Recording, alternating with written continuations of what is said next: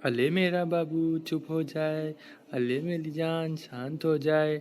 जी हाँ गाइस, सो ऐसी funny tricks से मैं आपको इस सेशन में आपको एक अच्छे अच्छे वर्ड्स करवाने वाला हूँ जो कि आपके एंट्रेंस एग्जाम के पर्पज़ से बहुत ज़्यादा इंपॉर्टेंट है।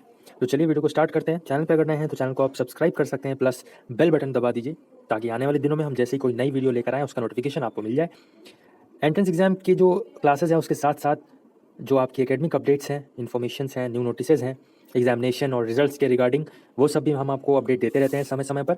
तो आप हमारे चैनल को पे सब्सक्राइब कर सकते हैं और चैनल का मेंबर बन सकते हैं, हमारी फैमिली को ज्वाइन कर सकते हैं। तो चलिए फर्स्ट वर्ड आप देख सकते हैं मिटिगेट। अब मिटिगेट का मतलब आप पहले मीनिंग देखिए, कम करना। ठीक है, किसी चीज़ की इंटेंसिटी को कम करना।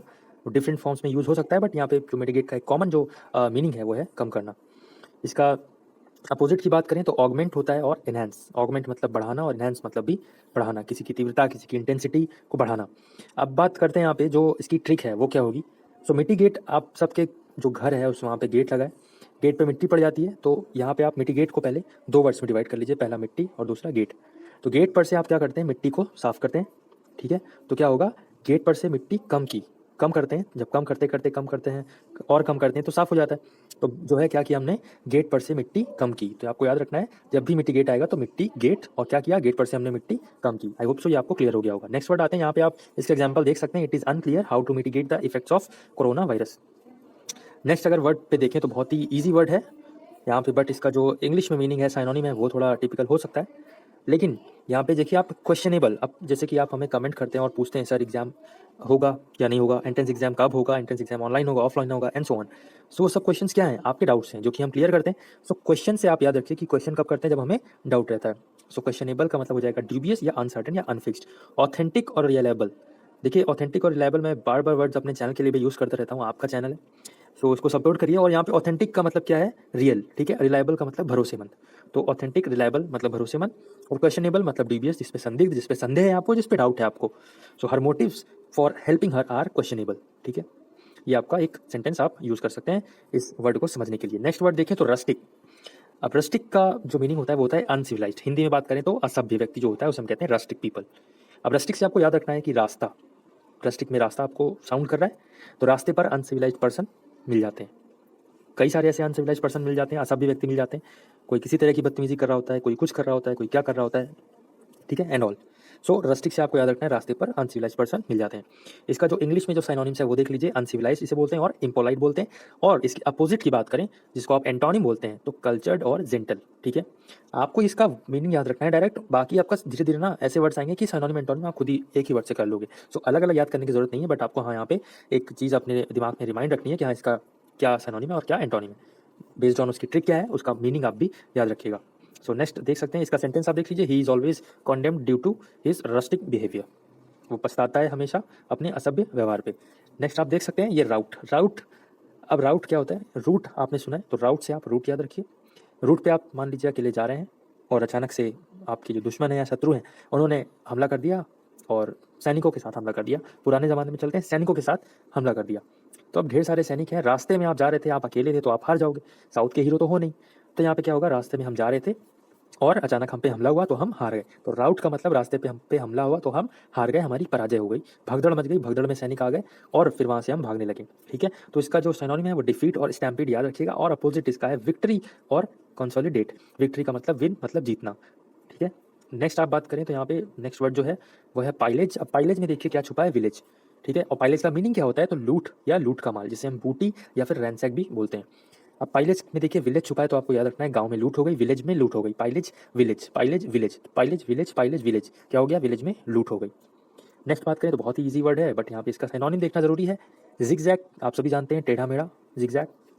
ठीक है, लेकिन इसका इंग्लिश में जो एक सिनोनिम है दो तीन, वो क्या है, पहला है ऑब्लिक और दूसरा है क्रूड। ठीक है, बेवकूफ़ बनाना। क्रूक एक पिक्चर भी थी, मूवी भी थी, आपने देखी होगी। इसका अपोजिट क्या है, स्ट्रेट और डायरेक्ट।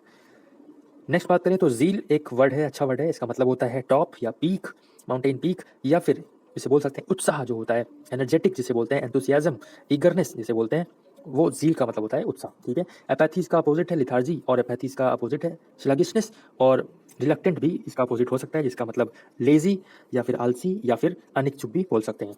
तो अब इसकी ट्रिक की बात आती है, तो ज़ील की ट्रिक यहाँ पे कैसे, जी लग रहा है उत्साह से काम करेंगे। अब आपका जी लग रहा है क्योंकि आपको पता है कि आपके एंट्रेंस एग्जाम में ये सब आना है, ठीक है, आपको एंट्रेंस एग्जाम निकालना है, आपको पता है ये, इसीलिए आपके अंदर उत्साह है कि आप ये सारी क्लासेस हमारी कर रहे हो, राइट। तो आपका जी तभी लग रहा है जब आपके अंदर उत्साह है, ठीक है, और जब जी लगेगा तभी ही उत्साह आएगा। तो जील्स का याद रखिएगा सिनोनिम या मतलब क्या होता है, उत्साह।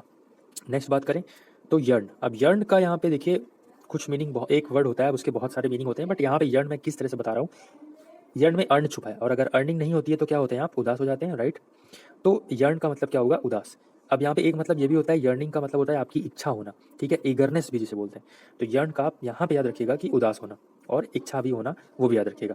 इसका जो साइनोनिम है वो सल्क और लैंग्विश है। इसका अपोजिट की बात करें तो सेटिस्फाइड और ग्रेटिट्यूड। नेक्स्ट बात करें तो अले, आपको मैंने अभी वीडियो की स्टार्टिंग में ही बताया था। सो अले का मतलब होता है शांत करना या कम करना। आप बच्चे को या जरूर आपने किसी बच्चे को खिलाया होगा और आपने उसको शांत करवाया होगा जब वो रो रहा होगा, तो अले अले करके बोलते हैं ना, तो इससे आप याद रखें रिलेट करके कि हाँ वहाँ पे शांत करते हैं, हम उसको बच्चे को शांत करवाते हैं। पेसिफाई एक अच्छा वर्ड है, याद रखिएगा, इसका साइनोनिम है शांत कराने का। सुखदे भी एक SOOTHE, इसका सुखदे भी एक अच्छा साइनोनिम है। नेक्स्ट बात करें तो इसका जो एंटोनिम है वो एग्रेवेट या एक्साइट करना, एग्रेवेट गुस्सा दिलाना या फिर एक्साइट करना, उत्तेजित करना, तो याद रखिएगा। नेक्स्ट यहाँ पे कुछ 2-3 फ्रेजेस हैं तो आप देख लीजिए। ये देखिए यहाँ पे अप एंड डूइंग का मतलब है आप, अप मतलब ऊपर और डूइंग, आप ऊपर भी गए और आपने काम भी किया, आप ऊपर भी गए और आपने काम भी किया, छत पे ऊपर भी गए और काम भी किया, तो क्या है, आप एक्टिव हो, तभी आप ऊपर भी गए और उसके बाद भी आपने काम भी किया। इतनी आपके अंदर तथा थी, इतना आपके अंदर एनर्जी थी, तो आप क्या हो, एनर्जी, मतलब एनर्जेटिक हो और एक्टिव हो।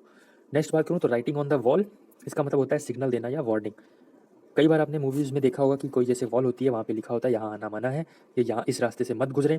कई बार ऐसा, जैसे आप रोड से गुजर रहे होते हैं तो वहाँ पे जो एक आर्टिफिशियल वॉल लगा के और वहाँ पे लिख दिया जाता है कि स्पीड आपकी 40 किलोमीटर ऐसी मिनिमम होनी चाहिए, मैक्सिमम होनी चाहिए, इससे ज़्यादा नहीं होनी चाहिए। वो सब क्या होता है, वार्निंग होती है, आपको सिग्नल होता है कि आगे खतरा है, ठीक है, तो इससे याद रखिएगा। अबव बोर्ड का मतलब है ऑनेस्ट एंड स्ट्रेट फॉरवर्ड। अब जैसे टीचर है आपकी क्लास में जो टीचर है वो आपको बुला लेता है या बुला लेती है कि हाँ डायरेक्ट आओ और यहाँ बोर्ड पे लिख के दिखाओ जो मैंने फर्स्ट वर्ड बताया था उसका मीनिंग और वो वर्ड। तो अगर आपको पता होगा तो अब आपको पता है कि अब मेरे को आता है, तो आप तुरंत जाओगे और वहाँ पे लिख दोगे, ठीक है, तो ये स्ट्रेट फॉरवर्ड हो गया। और अगर नहीं पता है तो वहाँ पे बहाने मारोगे कि टीचर अभी नहीं, बाद में, या एंड सो ऑन, एक्सक्यूजेस बहुत सारे हो सकते हैं, ठीक है। तो याद रखिएगा अबव बोर्ड का मतलब होता है honest and straight forward. So guys यही कुछ इंपॉर्टेंट वर्ड्स थे। आपको ये वीडियो कैसी लगी कमेंट बॉक्स में कमेंट करके जरूर बताइए। अच्छी लगी है तो लाइक कर दीजिए, नहीं अच्छी लगी है तो डिसलाइक कर सकते हैं। चैनल पे अगर नए हैं तो चैनल को सब्सक्राइब कर लीजिए। प्लस अगर आपको एंट्रेंस एग्जाम की प्रिपरेशन करने में कुछ भी दिक्कत आ रही है तो आप अपने कमेंट बॉक्स में कमेंट करके पूछ सकते हैं। हम कोशिश करते हैं कि आपकी जो भी क्वेरी या क्वेश्चन हो उसका सोल्यूशन आपको तुरंत दे। तो आज की वीडियो में बस इतना ही। जय हिंद, जय भारत।